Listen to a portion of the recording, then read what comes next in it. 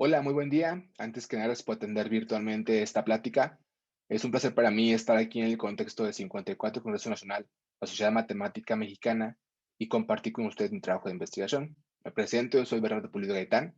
Actualmente soy estudiante de doctorado en CICESE en Ensenada, California, y mi trabajo de investigación se enfoca principalmente hacia redes neuronales eficientes que preserven la privacidad mediante cifrado homomórfico.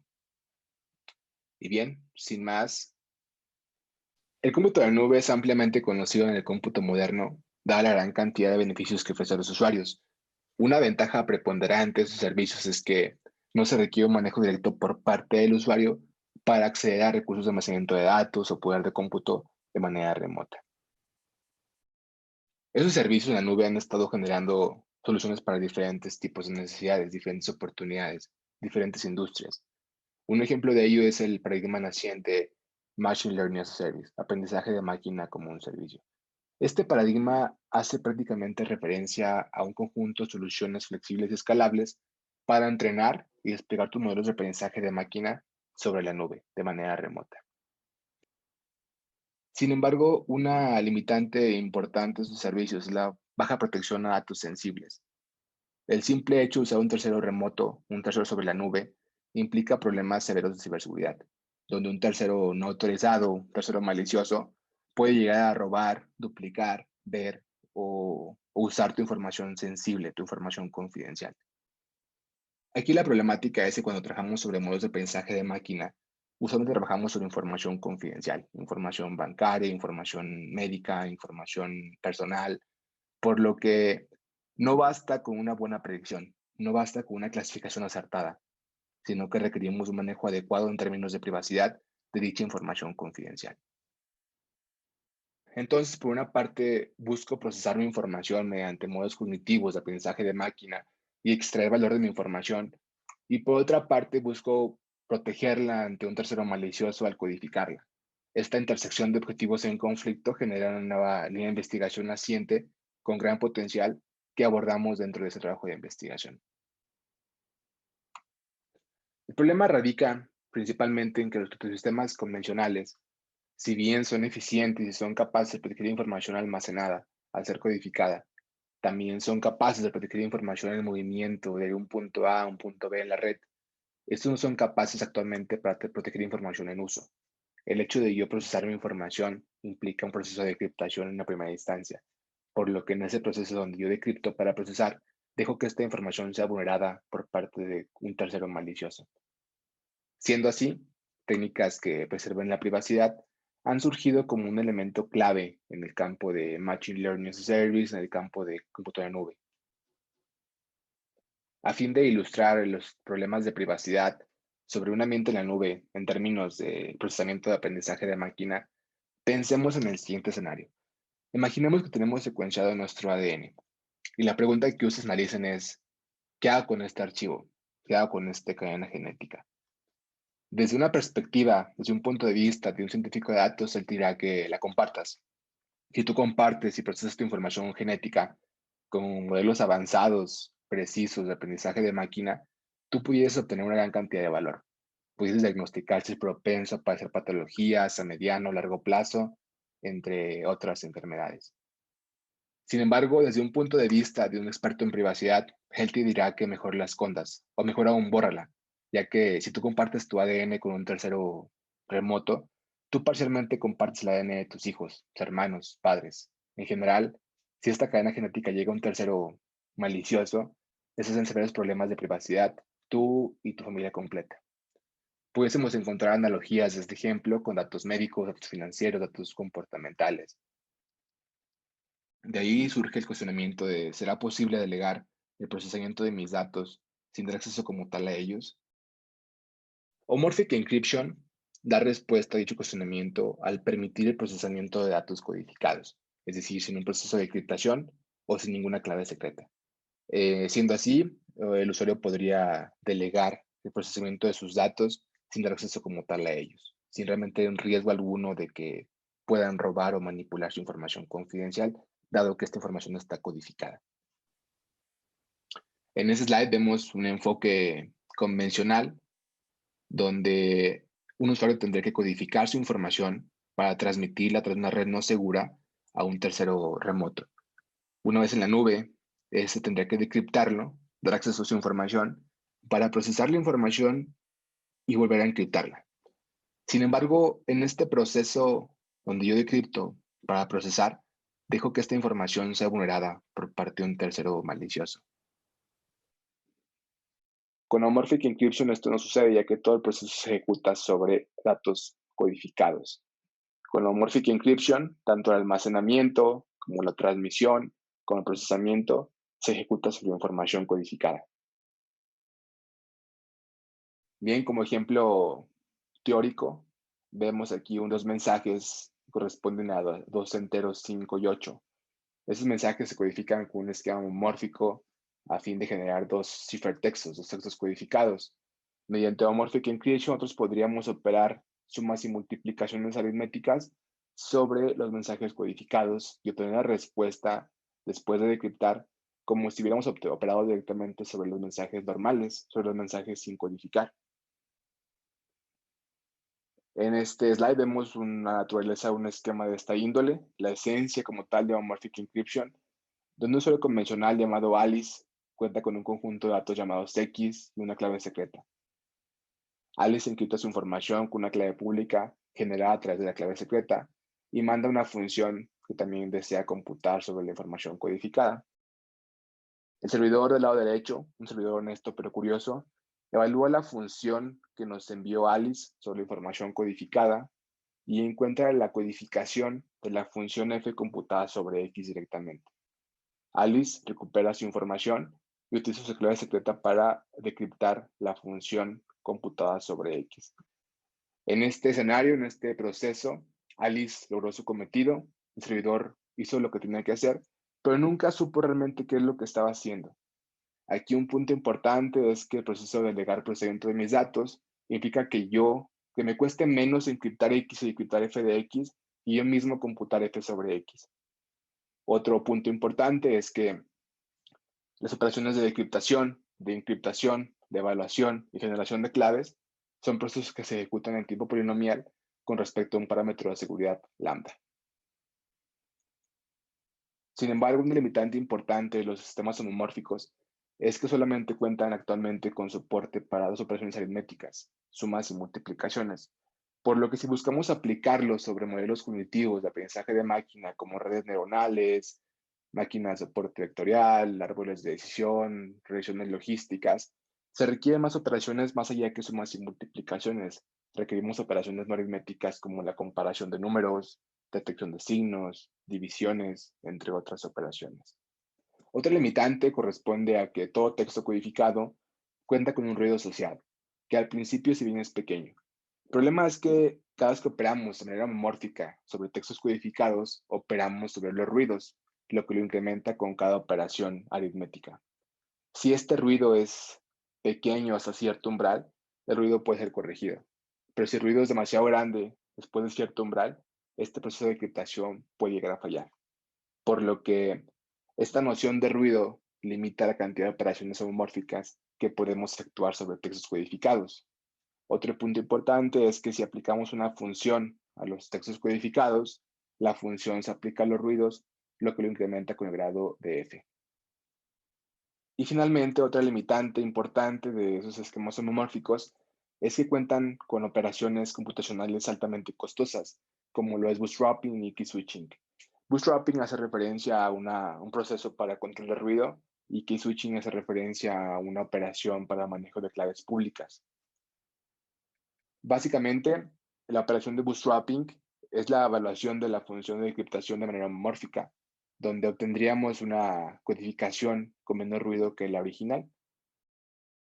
Y bien, a partir de la aparición del primer esquema homomórfico potencialmente factible en 2009, esta línea de investigación ha tenido gran interés por parte de la industria, por parte de la academia, con gran aportaciones en nuevos enfoques, nuevos esquemas, nuevas herramientas, nuevas mejoras.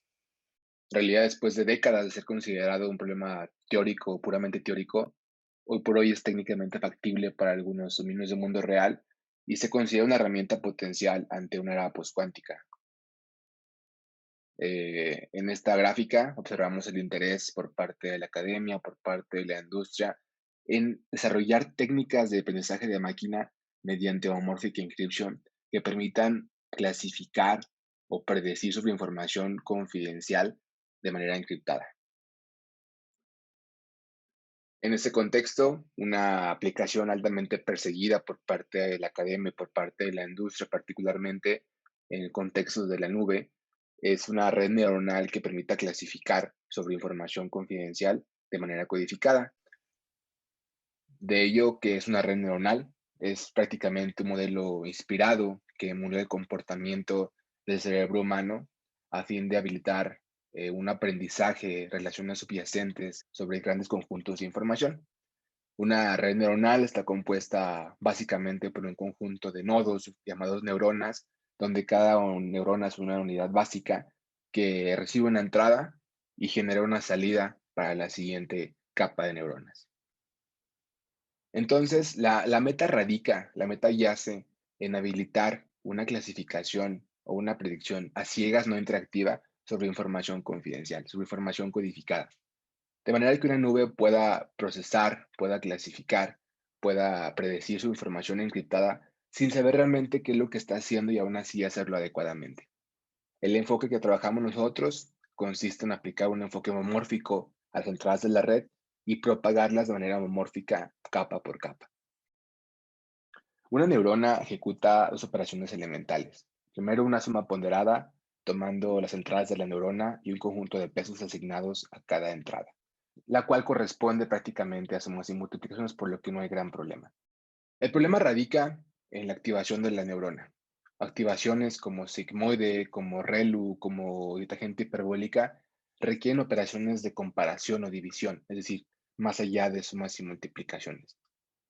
Nuestra propuesta, nuestro trabajo se enfoca en aproximar mediante polinomios estas activaciones de las neuronas a fin de habilitarlas su operación de manera homomórfica, de manera que generamos funciones de reemplazo criptográficamente compatibles al usar aproximaciones polinomiales.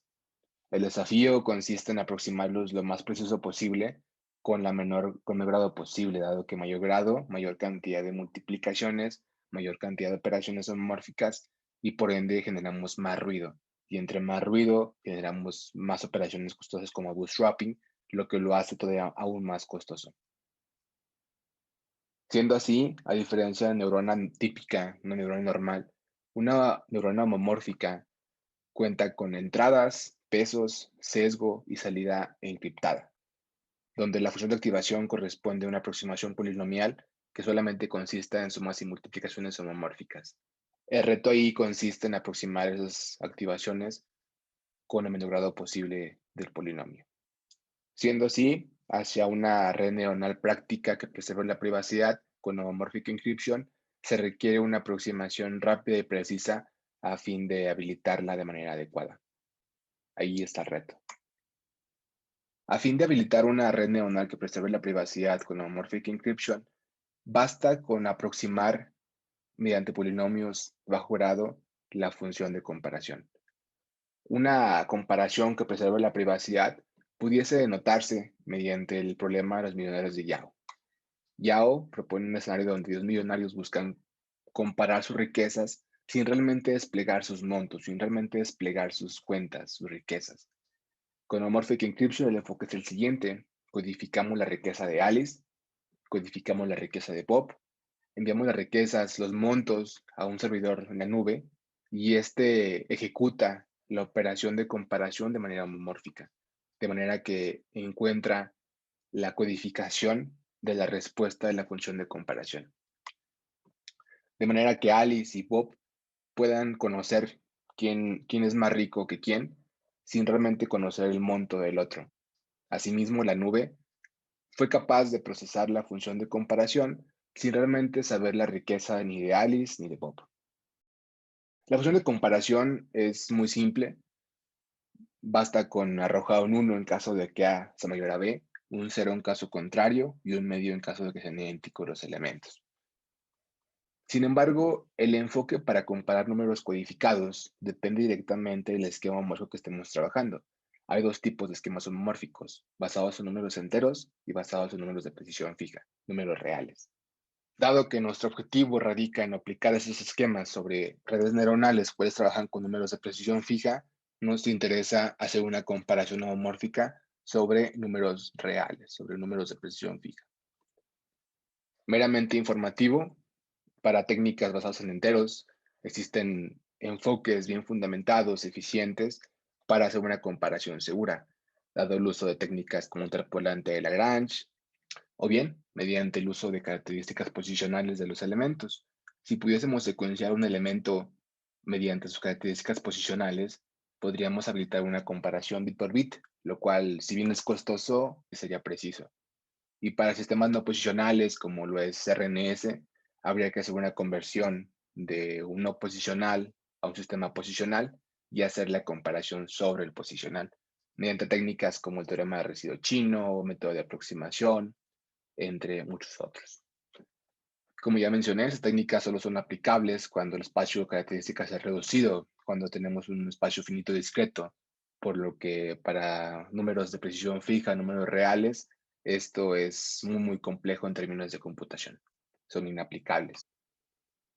Ahora, con respecto a técnicas basadas en números de precisión fija, hay dos vertientes. Una de ellas es, ok, si hay técnicas eficientes y bien fundamentadas para hacer una comparación sobre enteros, ¿por qué no representar un número de precisión fija como un número de enteros? Y aquí pongo un ejemplo. Si representamos un número racional de R sobre S como el producto de R por S a la menos 1, módulo número primo n, podríamos representar un número racional como un número entero. Sin embargo, esta codificación es impráctica, dado que requeriríamos un número primo demasiado grande como para dar soporte al producto de R por S a la menos 1, que a su vez va a ir creciendo con cada operación de aritmética modular, por lo que es ineficiente en la práctica. Por ello, el estado del arte, así como su trabajo de investigación, se enfoca sobre esquemas homomórficos, como lo es el propuesto por Cheong Kim Kim Song, el cual trabaja directamente sobre números de precisión fija. Nuestro trabajo se enfoca sobre la aproximación de la función signo. La función signo es equivalente a la función de comparación mediante esta equivalencia. Básicamente, si tomamos dos elementos A y B, hacemos una sustracción y determinamos el signo a fin de habilitar cuál es mayor que cuál. Siendo así, a fin de habilitar una comparación homomórfica eficiente, bastaría con aproximar mediante polinomios la función signo de manera precisa. La función signo se sabe por defecto que es una función discontinua en x igual a 0, por lo que el intervalo de aproximación se considera en dos intervalos, de menos epsilon a epsilon y de epsilon a 1, por lo que ahí un reto sería encontrar un valor adecuado para definir el valor de epsilon. Y finalmente, considerar aspectos relevantes en términos de la aproximación polinomial, como es el grado del polinomio, porque recordemos que mayor grado del polinomio, mayor cantidad de multiplicaciones y por ende mayor ruido. El intervalo aproximado es importante, dado que mayor intervalo aproximado se requeriría mayor grado del polinomio. Otro punto sería la presión de los coeficientes. Y finalmente, por obvias razones, el error de aproximación. Mayor error de aproximación, menor precisión de la aproximación como tal. En la tarea de aproximar la función signo, partimos de la función f, la cual es una función discontinua, dado que la función signo también es una función discontinua. Es una función convergente a más menos 1, y también es una función cóncava en 0 y 1, convexa en menos 1 y 0, y simétrica al origen.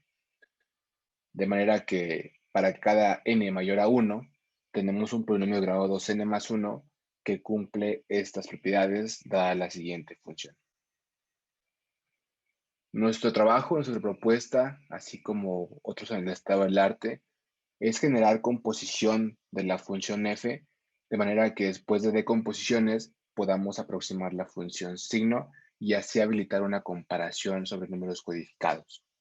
En esta gráfica vemos las funciones para f1 hasta f4.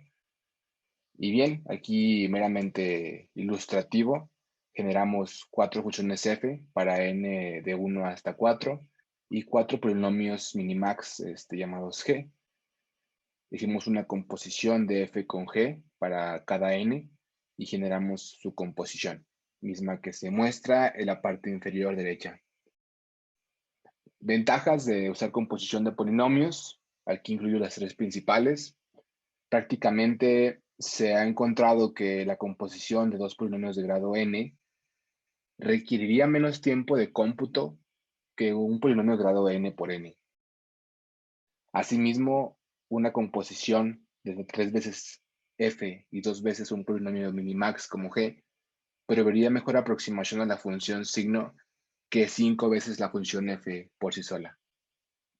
Y finalmente, otra ventaja que es muy importante en nuestro trabajo, en nuestro contexto, es que la composición de polinomios permitiría decrementar el intervalo menos epsilon a epsilon. Aquí en la siguiente imagen vemos de manera gráfica este comportamiento. Prácticamente, al usar dos familias de polinomios f y g y usar su composición polinomial, permitimos disminuir el intervalo de incertidumbre generado por la discontinuidad de x igual a 0. Aquí en esta gráfica vemos el error de aproximación o el radio, la diferencia con respecto a la función signo en cada componente del intervalo menos 1 a 1. Y vemos que efectivamente este error de aproximación se incrementa de manera monotónica conforme te acercas a la discontinuidad de x igual a 0. Al usar composición de polinomios, este intervalo de incertidumbre cerca de 0 se reduce considerablemente. Y bien, es bien sabido que hay técnicas estándar en la teoría de la aproximación para aproximar mediante polinomios funcionando lineales. Sin embargo, en el contexto de homomorphic encryption, se ha demostrado que esas técnicas no son la mejor opción, dado que se enfocan más al grado del polinomio, a la aproximación como tal, que a la complejidad de procesarlos. En el contexto de homomorphic encryption, un solo milisegundo podría hacer la diferencia. Vemos en esa tabla que la diferencia con respecto a la mejor aproximación, que es las secuencias de Fourier, con respecto a una precisión no tan buena como Newton-Raphson, que es una composición de la función f con f, la diferencia es apenas unos 33 milisegundos. Y uno podría llegar a pensar, ok, son 33 milisegundos, no hay tanta diferencia, no es relevante. Recordemos que hay redes neuronales modernas con cientos, miles o hasta millones de neuronas. Y si pudiésemos optimizar la comparación homomórfica, un solo milisegundo en una red neuronal de 1 millón de neuronas, podríamos disminuir 1 millón de milisegundos el tiempo de clasificación dentro de su estructura. Pequeñas mejoras en tiempo y precisión en la comparación homomórfica son pasos gigantescos hacia una red neuronal que preserve la privacidad. Otro punto importante es el comportamiento del ruido o del error de aproximación cerca de la zona de incertidumbre. Hemos visto en slides anteriores que entre más se acerca la aproximación a la discontinuidad de x igual a 0 de la función signo, mayor es el error de aproximación con respecto a dicha función. Aquí hay dos puntos importantes. Uno de ellos es el error de aproximación es mayor en el intervalo de menos epsilon a epsilon. Y por ende se ha considerado el problema de aproximación en dos intervalos, de menos 1 a menos epsilon y de epsilon a 1. Por lo que una pregunta natural sería, ¿cuál sería el valor óptimo para epsilon? Graficamos la precisión de cada uno de los métodos que tomamos a consideración para cada valor de epsilon. El valor o la precisión del método en sí depende del valor de epsilon. Entre mayor sea el valor de epsilon, mayor sea la precisión del enfoque. Sin embargo, al aumentar el valor de epsilon, estamos restringiendo cada vez más el intervalo aproximado.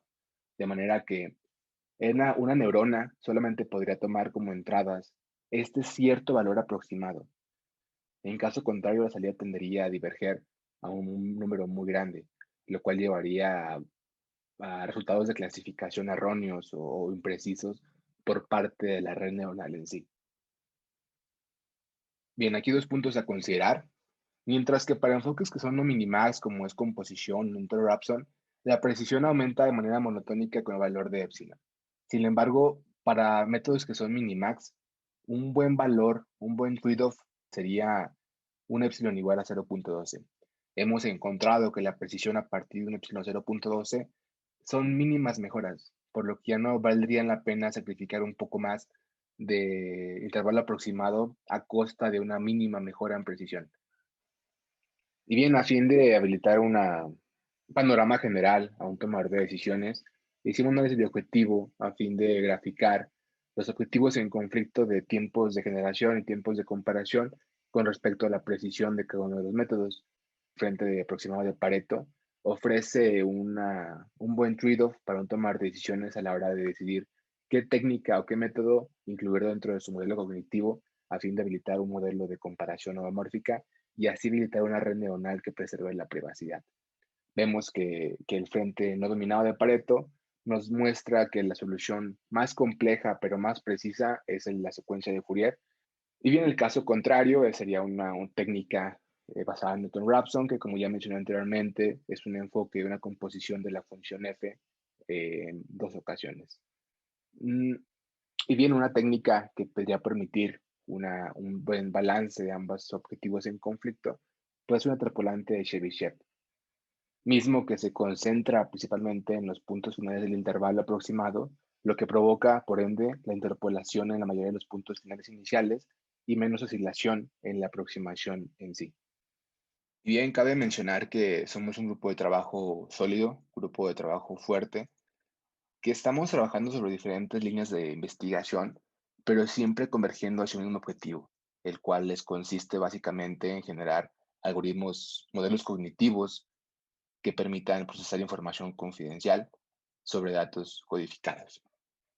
Y bien, como mencioné a lo largo de esta presentación, estamos trabajando a fin de habilitar una red neuronal que preserve la privacidad mediante homomorphic encryption. También estamos colaborando a fin de habilitar otros modelos de aprendizaje de máquina sobre información sensible, información confidencial de manera codificada. Un ejemplo de ello es modelos de reacción logística que preserven la privacidad, tomando un sistema numérico residual como un sistema homomórfico, dado que se ha demostrado que RNS es un criptosistema homomórfico, da sus características intrínsecas, dado que puedes operar sobre aritmética modular, operaciones de sumas y multiplicaciones modulares, permitiendo obtener resultados como si hubieran sido computados directamente sobre la codificación original, sin RNS, es decir.